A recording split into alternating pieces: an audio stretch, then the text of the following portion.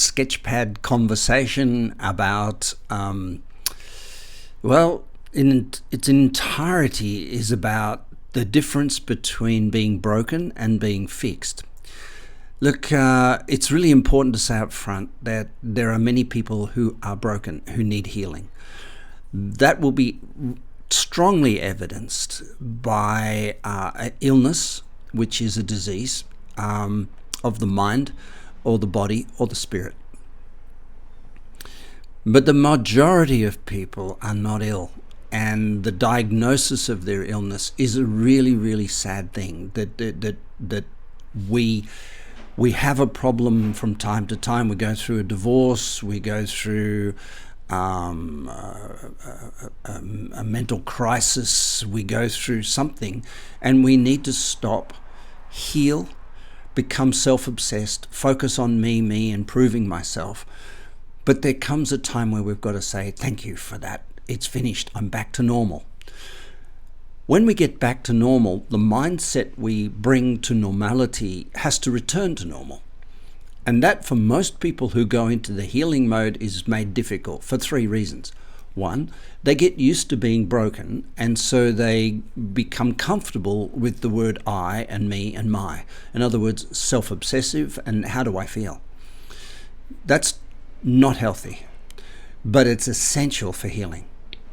Secondly, they don't get a chance to reboot. In other words, come back into the real world with the mindset they had before they screwed up, before things went wrong. And I think there is a time where we need to get used to the idea that nothing's wrong, everything's fine, and everything's going to be fine. But most importantly, when you've healed something and you've gone through the plateau of stabilization and the transition from healing to normality, we need to get back on track. And back on track means that we start asking ourselves, where do I want to be? Where am I going? And how do I get there each day a little bit better? How do I improve my process? How do I improve the way I do what I do? So I just iterate toward my end goals. That process of iterating towards our end goals can't be by fault finding.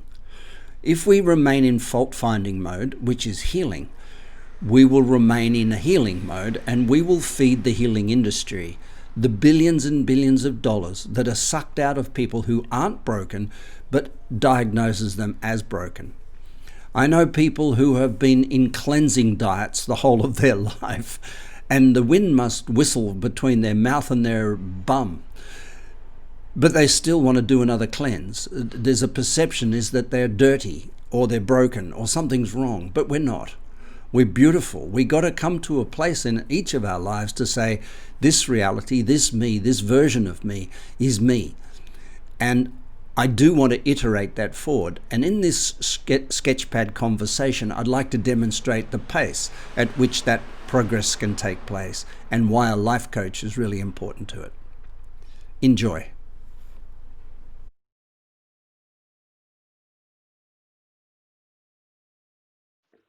Okay, so here we go. We have three states of mind. They are healed, they are broken, and they are on track. Now, these three states of mind reveal the three places we can go to in coaching. The first number one, the question you ask yourself is, are you broken? Or the first question a coach must ask you is, are you broken? And there's three areas of you that can break. There's your body, or somewhere in here, tummy. There's somewhere in your body, somewhere in your mind, and somewhere in your spirit, your halo, or as we often call it, your heart. So there's body, mind, spirit. And those three areas that can be broken need to be fixed before you can progress to a state of healed, a state of on track. Now, the mindset of a person who's broken is centralized around I. It's called self-obsessed. When we're broken, we obsess with the self to try and fix it.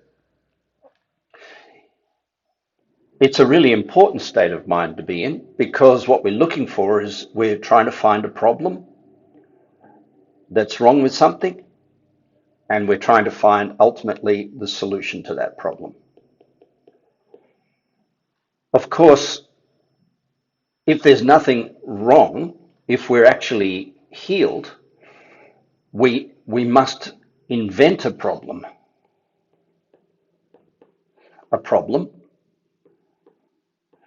and then solve it. But then we won't be happy, because we won't be motivated unless we invent another problem. And 90% of people who've had a problem, 90% of people who've had a problem, been broken, and healed themselves, don't actually exit the mindset of a broken person. They're always looking for what's wrong.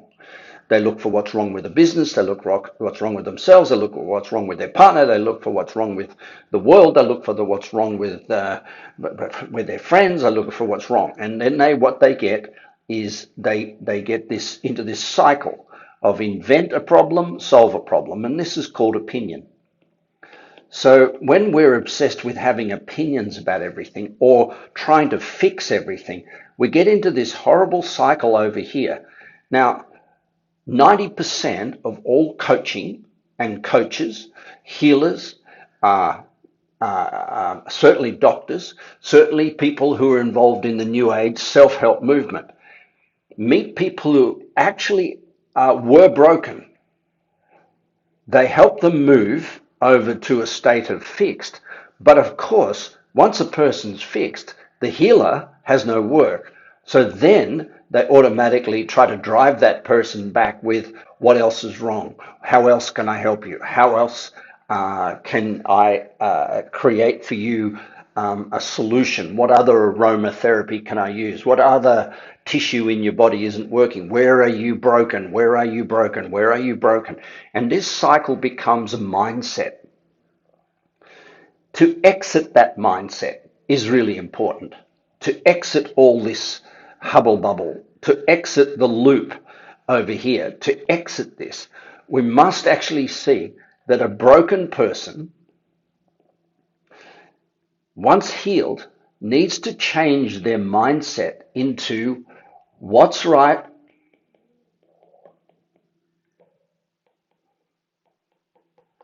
but most importantly, they must answer the question, where am I going?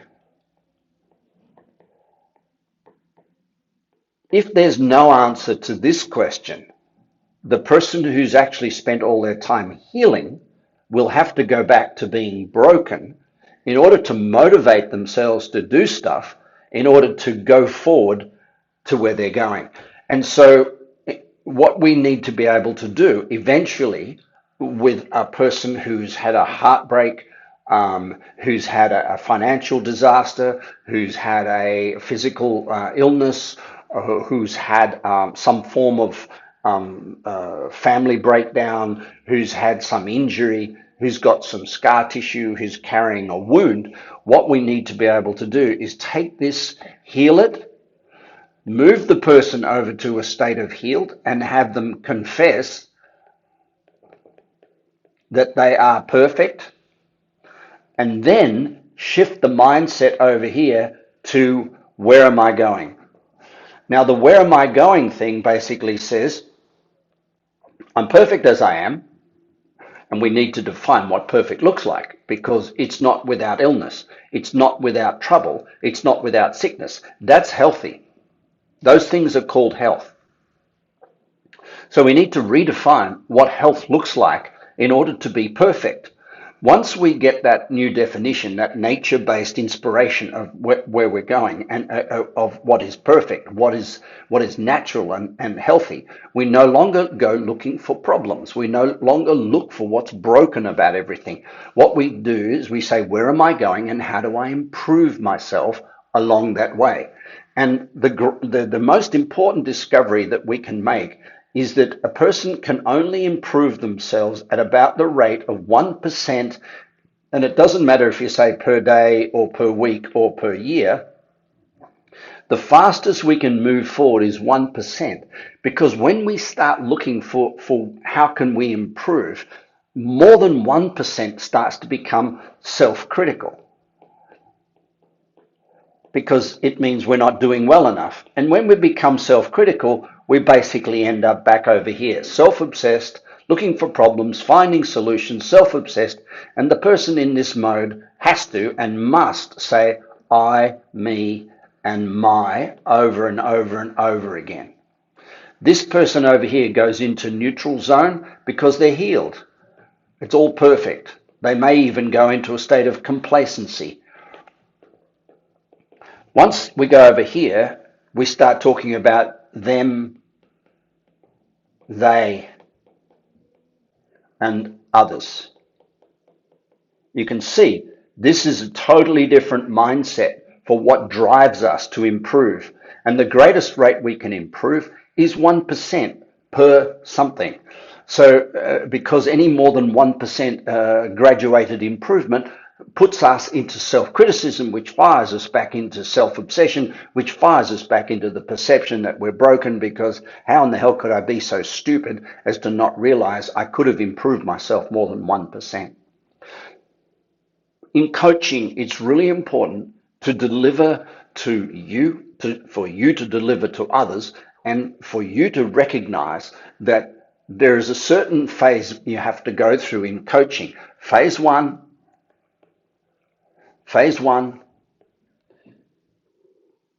is it broken?